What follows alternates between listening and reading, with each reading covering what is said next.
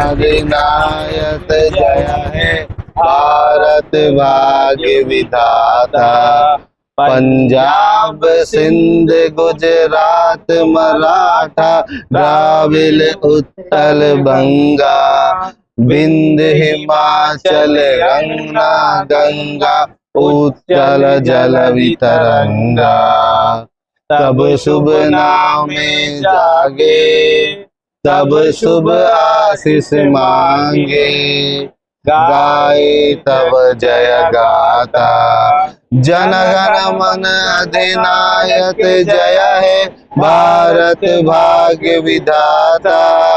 जय है जय है जय है जय जय जय जय है।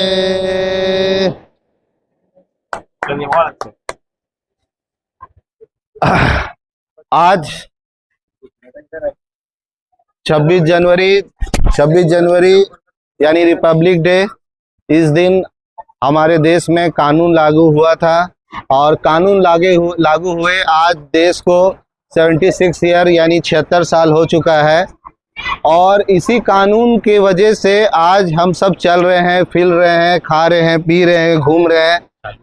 तो ये जो कानून अगर नहीं लागू होता तो आज हमारा कहीं भी चलना फिरना हर जगह मुश्किल हो जाता। हर जगह करप्शन होता, हर जगह चोरी चमारी, ना पुलिस होता, ना फोर्स होता, ना आर्मी होते, ना कोई हुक्मरान होता। तो कानून एक बहुत अच्छी चीज़ होती है और कानून से ही सारे मुल्क सारी दुनिया चलती है।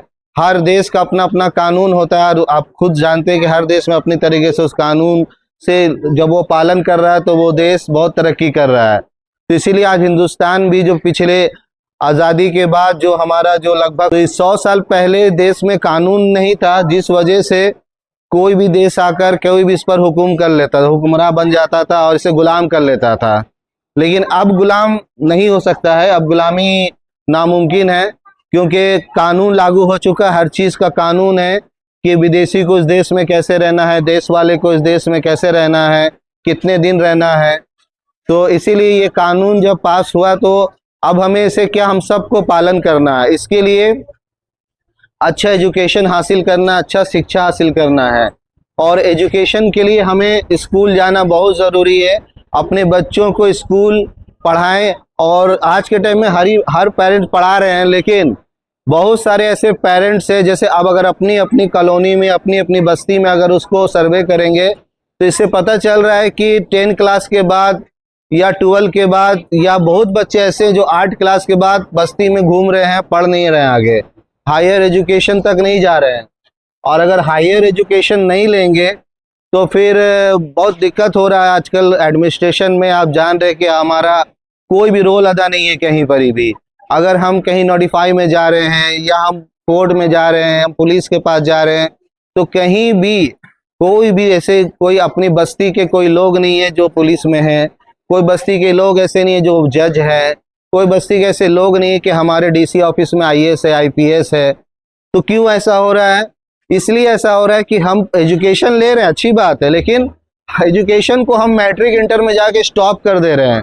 और हम एक्चुअली में क्या है कि ठीक है, अच्छी बात है भाई, सबको अपने घर देखना है, पालना है, पोसना है, तो हम गल्फ का रास्ता ज़्यादा अख्तियार कर ले रहे हैं कि ठीक है सऊदी जाके कमा लेंगे, ये कर लेंगे।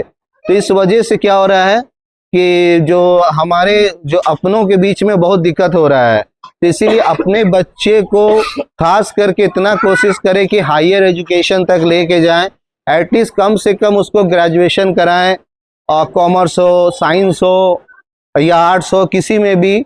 और उसके बाद भी उसको एक टारगेट दे कि नहीं तुमको पीएचडी करना है, तुमको डॉक्टरी करना है, तुमको आईएएस बनना है, और इसी पे टारगेट हमेशा रखे। ऐसा पढ़ाएं कि जिससे पूरी कौम को फायदा हो, पूरे कौम को फायदा के लिए उसको पढ़ाएं।